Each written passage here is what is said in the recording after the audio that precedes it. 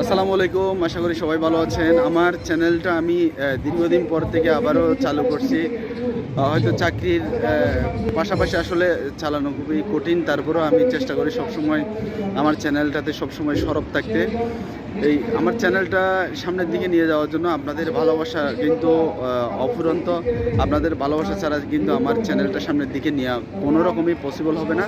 আমি চাই আপনাদের সাথে অ্যাড হতে, কানেক্টিভিটি বাড়াইতে।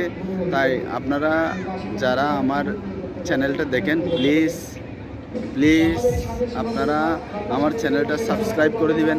দেখা গেলো আমার একটা চ্যানেলে, আমার একটা ভিডিওতে 2000 ভিউ হলো, কিন্তু সাবস্ক্রাইব হলো 2টা।